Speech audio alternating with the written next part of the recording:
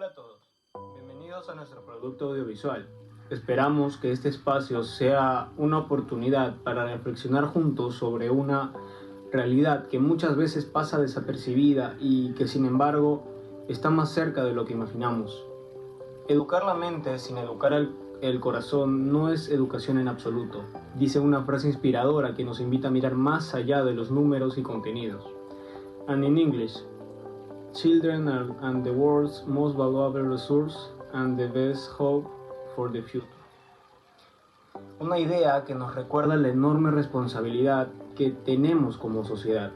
Hoy presentaremos el tema El sufrimiento infantil en la sociedad peruana, un problema que afecta profundamente el desarrollo emocional, físico y social de miles de niños y niñas en nuestro país, que muchas veces quedan sin ser escuchados. En este video abordaremos tres aspectos fundamentales que contribuyen a esta problemática: la violencia emocional dentro del hogar, el estrés académico que muchos estudiantes soportan a diario y las desigualdades sociales que agravan aún más estas experiencias. Para comenzar, planteamos una pregunta clave que guía nuestro ensayo y que nos invita a pensar críticamente: ¿cómo es posible que en una sociedad que afirma proteger la infancia, miles de niños sigan creciendo rodeados de violencia, abandono y desigualdad?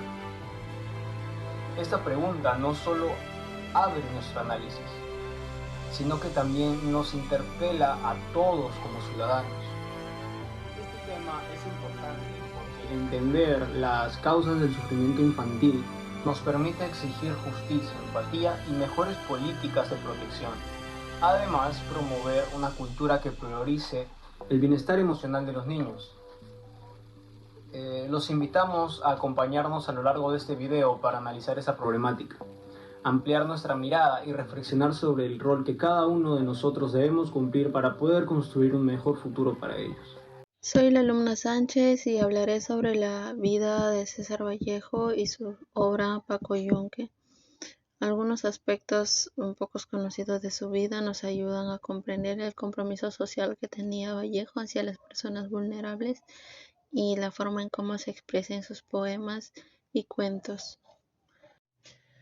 Vallejo creció en una familia muy numerosa y muy humilde, lo que al pasar del tiempo, ya cuando fue adulto, pudo entender la pobreza que sufren las personas de pocos recursos en las zonas olvidadas del Perú.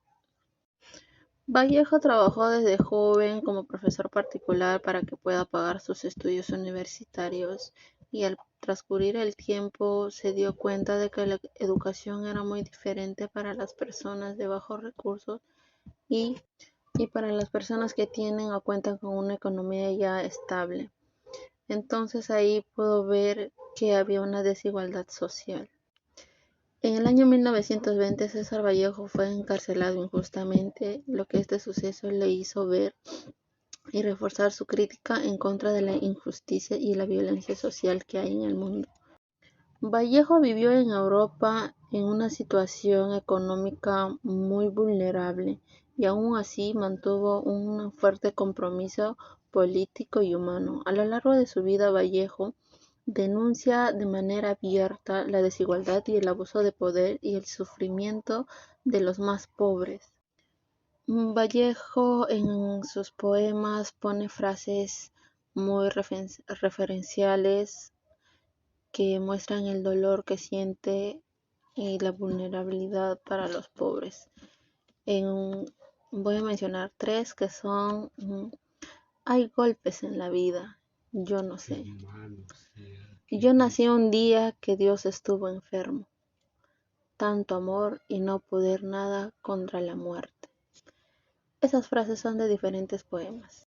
Recordar a César Vallejo es importante porque nos invita a reflexionar y ver de una manera muy distinta la realidad en la que vivimos hoy en día, por la que existe mucha violencia, no solamente física, sino también psicológica, donde afecta a las personas más vulnerables, donde no se pueden defender.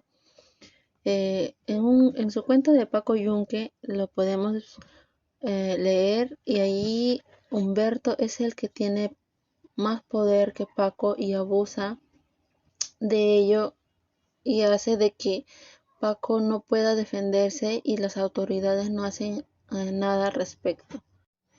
En este cuento Vallejo muestra o nos quiere mostrar que el sufrimiento infantil en sus tiempos existía y hoy en día también lo sigue habiendo, por ejemplo, en los bullying o maltratos en casa y en otros lados.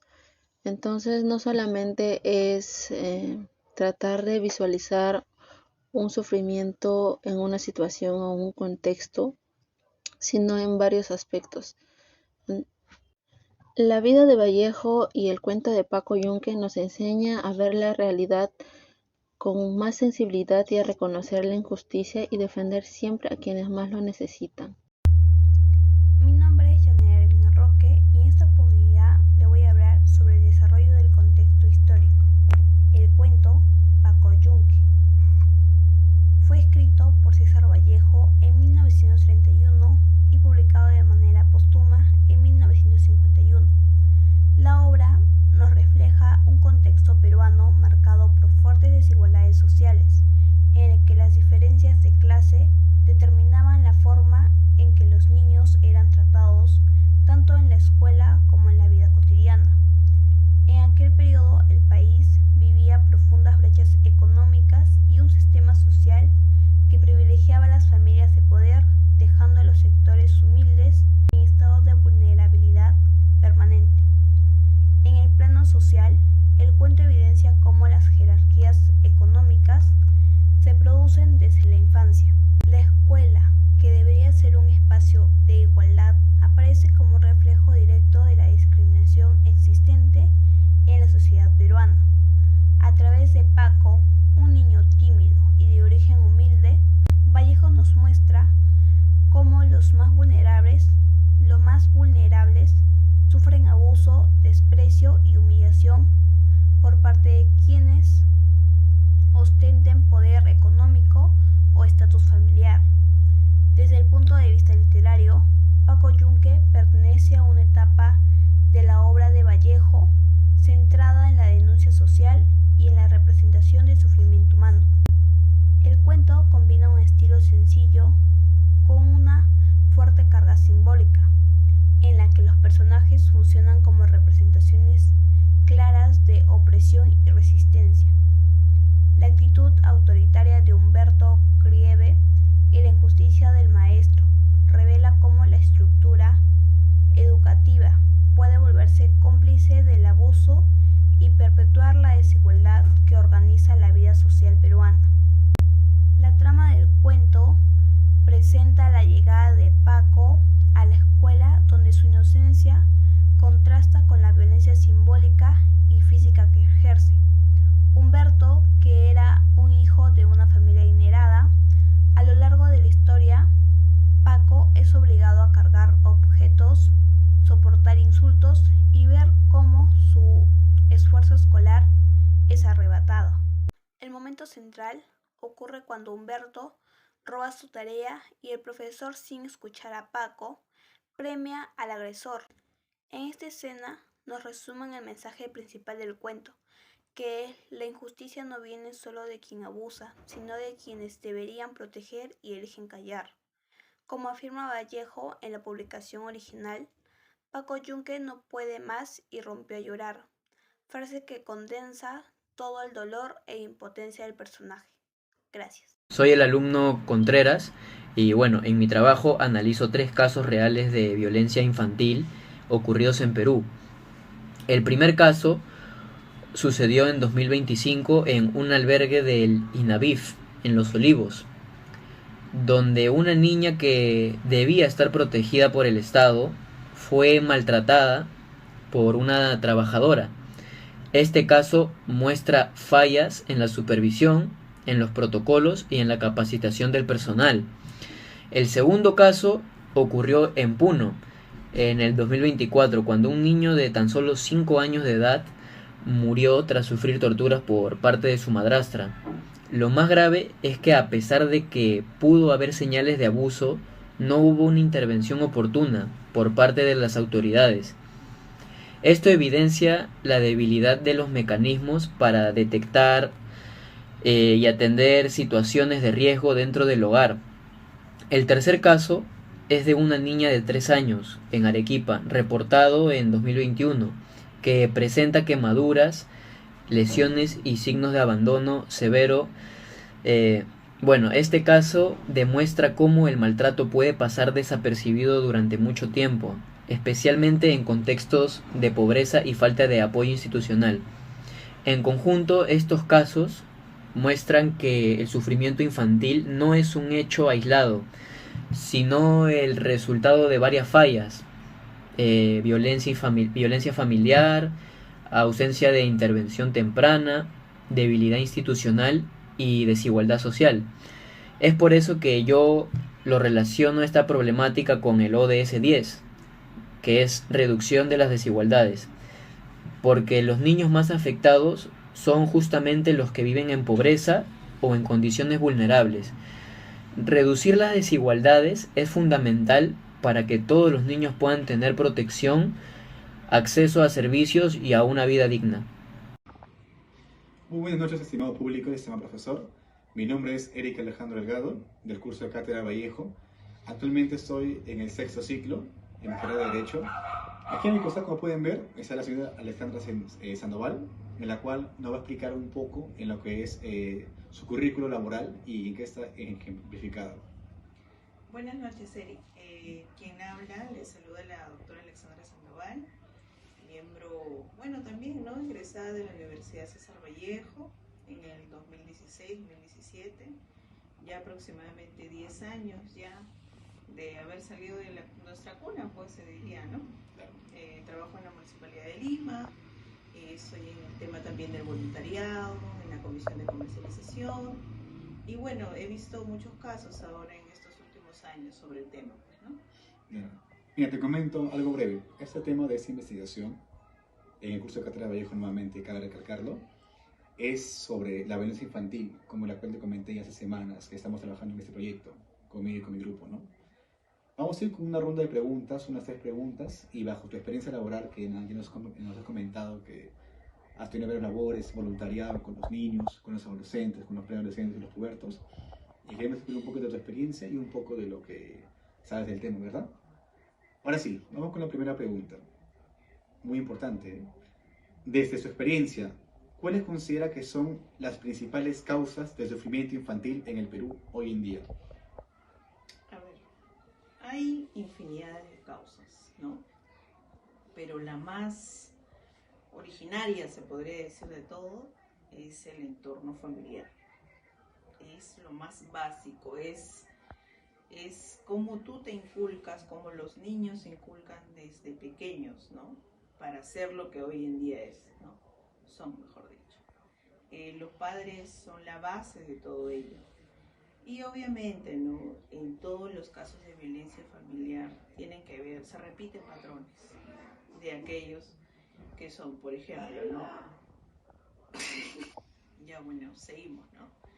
El entorno familiar es la fuente principal de, como bien dices, ¿no? Violencia familiar, sufrimiento, todo ello parte de los padres. Lo que he visto a través de los años es que también la capacidad mental de los padres no está totalmente preparada. Hay personas que de verdad nacen para ser padres, otras no. Y obviamente, ¿no?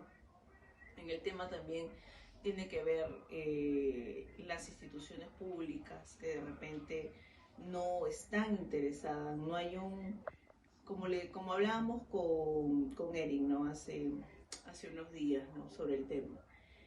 Las instituciones públicas trabajan individualmente, el MIN, el Ministerio de Educación, las municipalidades trabajan individualmente. ¿Eso qué quiere decir?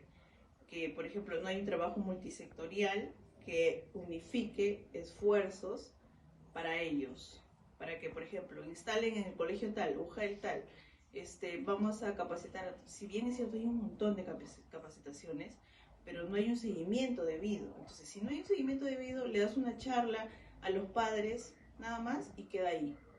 Ya no hay un seguimiento multisectorial de las entidades. Entonces, eso es la fuente también que no tiene esa capacidad para ellos. Y de todas maneras los padres, pues, ¿no? que siguen en lo mismo, que repiten patrones de sus anteriores padres y todo ello. Esa para mí es la fuente principal. Corta. Bueno, eso es verdad, ¿no? Todo lo que nos has dicho tiene mucha coherencia, ya que el principal fundamento de los niños hoy en día son sus padres, cómo ellos nacen día a día, cómo ellos crecen día a día. Ya, bueno, continuando, tienes mucha razón.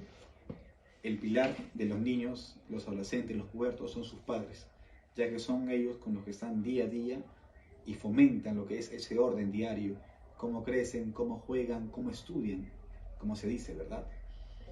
Y bueno, actualmente, eso tiene mucha razón lo que usted dice, señorita Alexandra, el pilar de todo niño en base a los padres y la educación que sostienen de ellos mismos. Bueno, la pregunta 2 tiene mucha redundancia o un muy buen parecido con la pregunta 1, ya que justamente nos hablabas de Estado y de gobierno. Vamos con la pregunta número 2. ¿De qué manera cree que las instituciones, familia, escuela y Estado están respondiendo a este problema? ¿Considera que estas respuestas son suficientes? A ver, viene el tema más que todo de la gobernanza, que es en lo que nos enfocamos hoy en día, ¿no? Muy aparte de los padres, que es la fuente principal, como tú bien dices, pero la gobernanza, el Estado, las instituciones públicas no están tomando con seriedad este tema. ¿Por qué?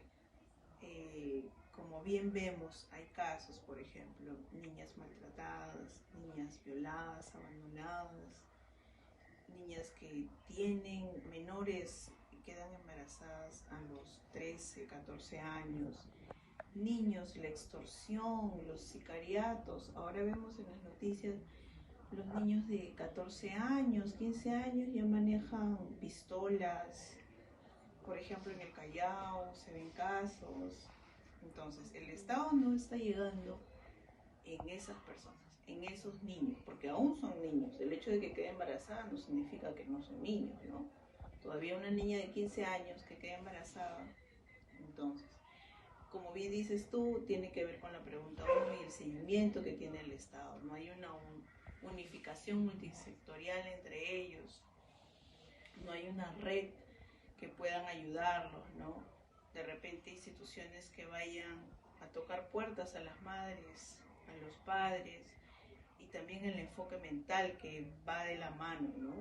Porque si los padres están mal mentalmente, ¿cómo sus hijos van a estar bien? Pues, ¿no? Es más que todo eso, no hay una red integral entre instituciones que puedan permitir ayudar para ellas, ¿no? Y esto se ve en los casos de los voluntariados, donde vamos siempre, sufrimientos, que uno también quiere ayudarlo, pues, pero ya, ¿cómo vamos a hacer? Buenas tardes, mi nombre es Gabriel Azaña y el día de hoy voy a presentar la infografía y la historieta que hemos elaborado mi equipo y yo como parte visual del proyecto. Aunque nuestro ensayo aborda el maltrato infantil como una problemática persistente en el Perú, estos recursos gráficos complementan el análisis mostrando cómo el abuso de poder y la falta de protección hacia la niñez contribuyen a mantener desigualdades profundas en relación directa con el ODS 10, que es reducción de las desigualdades. Ambos materiales evidencian la forma en que muchos niños y niñas puedan y quedan expuestos a situaciones de violencia y desamparo que afectan su bienestar, desarrollo y su futuro. La infografía implica el abuso de poder como uno de los factores centrales del maltrato. Señala cómo la relación desigual entre adultos y menores se sostiene en prácticas culturales que normalizan la violencia y la idea de que los adultos tienen el derecho a controlar o castigar. También muestra sus efectos como es la pérdida de autoestima, miedo a expresarse, daños emocionales y la reproducción de ciclos de violencia. Este recurso ayuda a comprender que el maltrato no es solo un acto aislado, sino una práctica arriesgada y en estructuras sociales desiguales. La historieta, por su parte, utiliza escenas cotidianas para representar de forma metafórica dinámicas de control, humillación y manipulación similares a las que viven muchos niños. Como nosotros tomamos un caso que es de los hermanos Colacho. A través de acciones aparentemente inocentes, las viñetas reflejan cómo la violencia también puede ser emocional, como imposiciones, burlas y presiones que afectan profundamente la autoestima y la autonomía de los menores. El mensaje central de ambos recursos es que el maltrato infantil surge de relaciones de poder injustas que colocan a los niños en situaciones de vulnerabilidad. Relacionarlo con el ODS 10 permite comprender que reducir las desigualdades implica asegurar entornos seguros, libres de violencia y donde los niños tengan derechos plenamente respetados. Con estos materiales buscamos generar reflexión y visibilizar la importancia de erradicar prácticas de abuso que son normalizadas.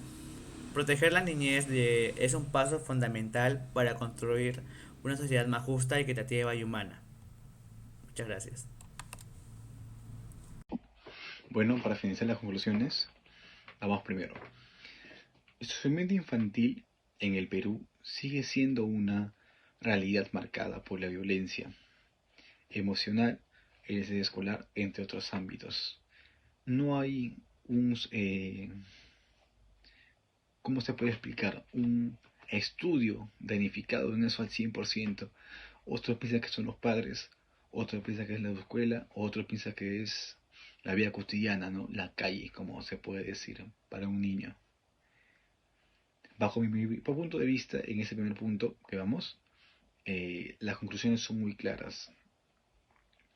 La familia es el vínculo más importante de toda relación, educacional, amorosamente y emocionalmente. Si tengo una familia que me apoye en los días a días, me enseña nuevas cosas, cosas nuevas y cosas mejores, voy a poder seguir siendo una persona de bien y así hacer el bien. Continuando, igualmente nos muestran lo que es el cuento de Paco Yunque, ¿verdad? Cuando a Paco Yunque le hacían bullying fuerte y no era escuchado. Se muestra cómo en las escuelas nuestras voces de los más pequeños son comparadas con los más fuertes, y los más fuertes encima se llevan los créditos más grandes, en las cuales Paco Yunque fue significado y no pudo resolver su tema con el profesor, ya que el profesor le hizo caso al que gritaba y no al que suplicaba, como así nos mencionan en la obra, ¿verdad? Y lamentablemente eso es verdad. Muchas veces los niños, yo también por un tiempo pasé por bullying, ¿no?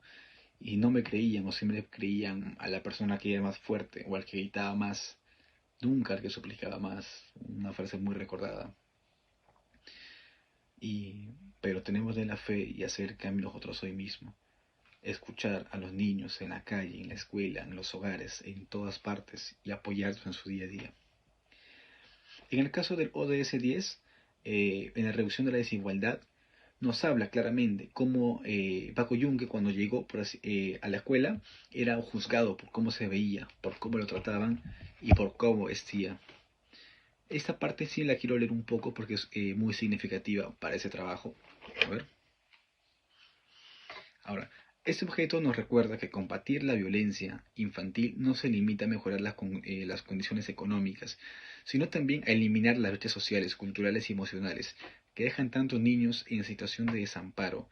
Las desigualdades generan escenarios donde el abuso se normaliza y la voz de los menores es ignorada. Eso es muy cierto. Muchas veces por cómo vestimos, son por cómo nos juzgan. Por lo que tenemos, son los que sienten por nosotros. Si algún día me caigo, me levanto, pero si no tengo nada, ni un solo sol, ahí se ve la realidad, ¿no? De cómo las verdaderas personas que te quieren, te pueden levantar y te pueden hacer sentir mejor. Porque lamentablemente estamos en una sociedad que te juzgan por cómo te ven, y te hablan, te miran, te observan y así te tratan. Y eso es como los niños sienten. Porque un niño trajo un mejor juguete, automáticamente es un boom, ¿verdad? Como se dice, ¿no? Pasando. La infografía y la historieta desarrollada refuerzan esta idea al mostrar cómo el abuso de poder, la humillación y la manipulación también son formas de maltrato.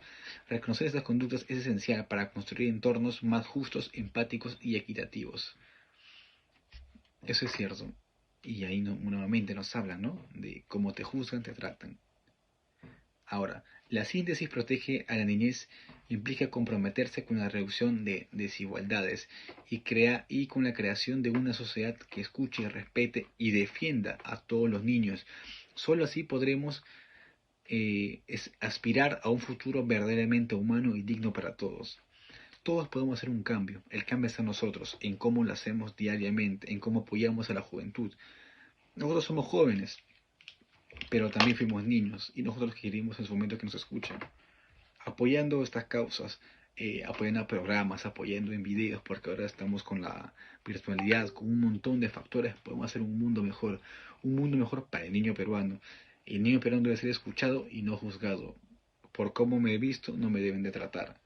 Así no, esas son las cosas. Como me dijo un señor un día, Vicente Urquizo, el conocimiento es poder. El poder atrae dinero. Si a un niño lo educamos a leer, a seguir, a trabajar, créanme que todo esto podría cambiar en algún momento. Por eso me despido y muchas gracias por la oportunidad y por ese trabajo. Nos encontraremos nuevamente en otra oportunidad. Gracias.